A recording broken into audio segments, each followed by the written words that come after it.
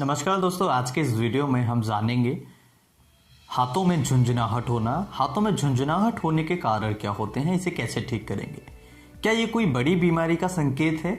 और अगर किसी बड़ी बीमारी का संकेत है तो आप इसे कैसे ठीक कर सकते हैं, आज के इस वीडियो में संपूर्ण जानकारी के साथ में समझेंगे।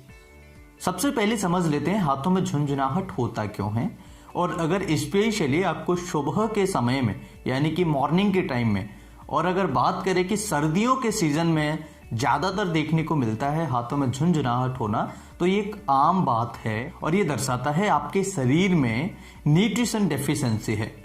न्यूट्रिशन डेफिशिएंसी यानी कि जो आप खाना खा रहे हैं उसमें D3 और विटामिन B12 की कमी है। आजकल आम तौर पर हम करते क्या है कि हमारा जो एक्सपोजर है, हमारा जो एनवायरमेंट है वो ऐसा है कि हम नेचुरल लाइट्स को यानी कि नेचुरल सन रेज को नहीं ले पा रहे हैं।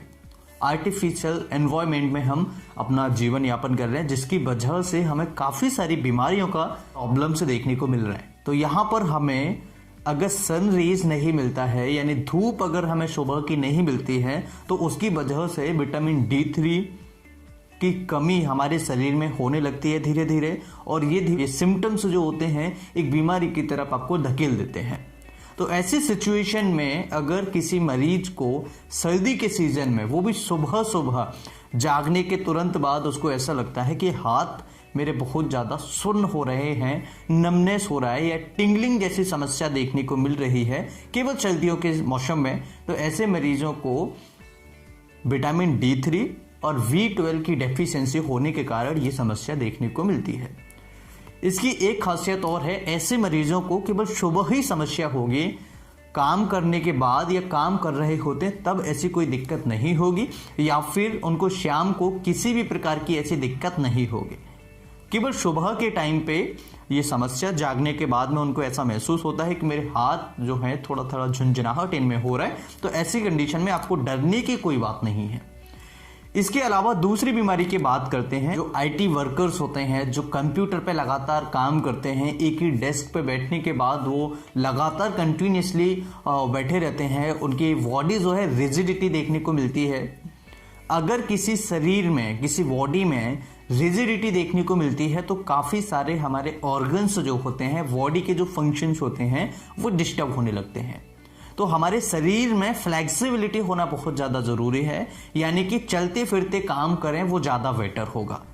तो यहाँ पर जो मरीज़ ज़्यादा लंबे समय तक यहाँ पर डेस्क पर बैठे रहते हैं, कंप्यूटर्स पर बैठे रहते हैं, कीबोर्ड्स पे काम करते हैं, जो कीबोर्ड पे लगातार बैठने के बाद काम कर रहे हैं, तो ऐसे सिचुएशन में भी ये दिक्कत हो सकती है। और ऐसे मरीजों में क्या होता है कि हमारा जो हाथ होता है उसका गलत पोस्चर, यानी कि गलत तरीके से हाथ का बैलेंस होना, गलत तरीके से हाथ एक जगह पर रखा रहना लंबे समय तक, वो गलत पोस्चर होता है, जिसकी वजह से जो हमारी मीडियन नर्व होती है, मीडियन नर्व हमारे ब्रेन से कनेक्ट होती है, सीधा यहाँ से निकल के आपके हाथ में जाती है, जो कि करंट को लेके आती है। जैसे हम घर में वायर बिछाते हैं, जो मीटर है वहाँ से हम अपना वायर को लेके आते हैं, अलग अलग कमरे में हम कनेक्शन देते हैं, इसी तरीके से हमारे ब्रेन से वायर निकले हैं, नसें निकली हैं। एक एग्जाम्पल के तौर पर मैं आपको वायर बता रहा हूँ, लेकिन एक नस होती है, नर्व्स जिन्हें बोलते हैं, तो वो जो नस होती हैं वो ब्रेन से निकली हैं और हमारे बॉडी के सभी पार्ट्स तक धीरे धीरे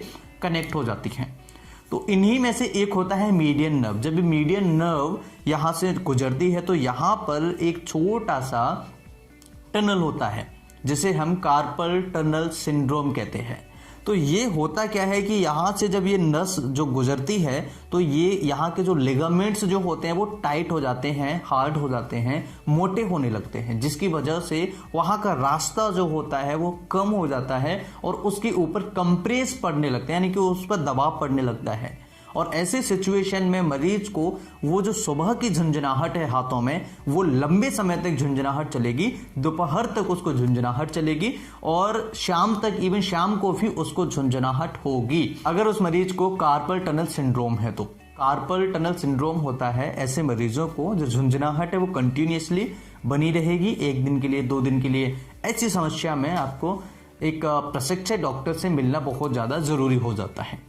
अगर आप अपने हाथ का पोस्चर सही रखें, यानी कि सुधार कर लें, या अपने हिसाब से डेस्क जो है आपका जो टेबल है उसे अपने हिसाब से उसकी ऊंचाई या नीचाई, जो हाथ का बैलेंस आ रहा है उसे अगर सुधार लेंगे तो आपको इस बीमारी से छुटकारा मिल जाएगा।